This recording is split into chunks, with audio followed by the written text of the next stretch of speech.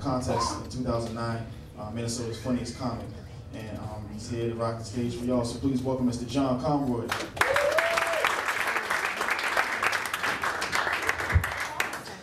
I know you guys are staring at me. I know I look like Mike Conroy and Claudia Conroy had a baby. We're talking to a lot of chubby white girls lately. I say big girls need conversation too. That's my motto.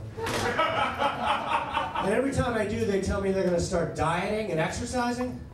And every time I hear that, I have the same thought like pop into my head, like, sounds like somebody's tired of sleeping with black guys. You can groan at that if you like, but that stereotype is true. Once you go black, you never go back to the gym. Have you guys ever tried P90X? It sucks. I would way rather have a muffin top and pork butter. Some people think that joke's racist, which I don't understand. I think if there's anything our society can point to that we're headed in the right direction, it's the mutual affection that chubby white girls and black guys have found with one another. And that makes me think one day you're going to see some chubby Palestinian woman walking down the street, and all the Jewish guys will be after her for her sweet badurka-durk. Damn, girl, what you got in that burqa? Everything. You're a very attractive man. What's your name? Lauren?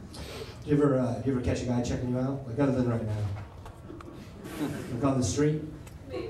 What do you do in that situation? Keep walking. Keep walking. That's good. That's better than what happened to me earlier today. I was at the bus station and this girl caught me staring right at her tits. Have you guys seen tits? They're amazing. And then she looked at me and she looked me up and down and she goes, "Yeah, right." And I was like, "No, you don't understand. It's already happening inside my brain. If you want, I can send you what's left of our unborn child in a sock." A joke about me jerking off in a sock, Lauren. Sock abortions are a choice. One I make every day. You guys are an interesting crowd. You guys think that retarded people are fair game community? Woo! That guy says bring on the retard jokes. I'm not so sure about it. Like, I don't think people should make fun of retarded. I do think people are overly sensitive about that word, though. The R word, I got a lady tell me she should never say that word because it's politically incorrect. And I was like, well, we're in luck because I'm not a politician. She goes, you should say mentally challenged. I'm like, oh, ma'am, I'm sorry, but that is comedically incorrect. Retard is a much funnier word, and once we get tougher laugh crime legislation passed, I'm going to put you to death by cable guy. They say that mentally challenged people can do things that even regular people can't, and it's true. Like, I heard this story about this group of 12-year-old kids who all went to the zoo on a field trip. One of them got lost. He was missing for an hour. When they found him, he was soaking wet from head to toe. They questioned him for 20 minutes about why he was wet, and they couldn't get an answer. So they brought him home, and his mom found him an hour later in the bathtub with a penguin. He had stolen a penguin from the zoo in his backpack. You can't pull that off if you're not retarded. He gets to go to regular school from now on, right? Like, hey, what's up? I'm Bobby. I'm smarter than all you bitches. This is Waddles. Because that's the rule. If a retard steals something from you, they get to keep it because you're too stupid to own it. How long does your 12-year-old son have to be in the bathroom before you think he's probably playing with his penguin in there? How surprised are you when it's an actual penguin? Here's my favorite part, though. They questioned him for 20 minutes about why he was wet. Let me tell you guys something.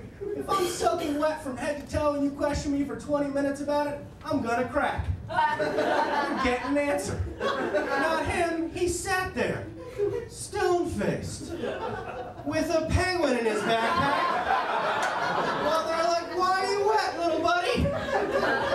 Poker face. And you know the only thing he could possibly be thinking for that entire 20 minutes? Obviously, you've never tried to stuff a penguin into a backpack. You would know it's pretty hard to do without getting wet. for months, just doing chin-ups in his room with pen on one knuckle and Gwen on the other. Listening to a special re-recorded version of Kenny Rogers' The Gambler that he made. Just you never admit you're wet when you're trying to steal a penguin.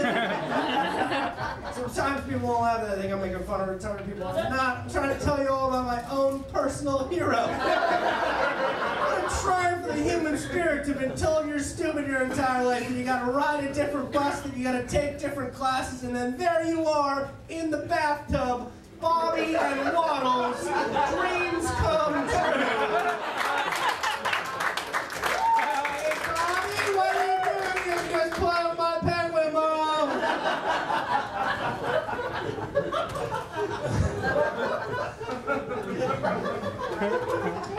I had just a brilliant comedic thought the other day. This one, I think this one's gonna take. I think that men and women are different.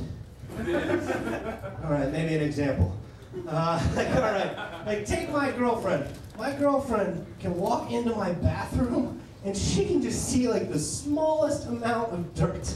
I'm like, how do your eyes even see it when it's that small? And you want me to pick that amount of dirt up? And this is before she even gets to the toilet seat. Whereas I can walk into the exact same bathroom and I want to fuck other people.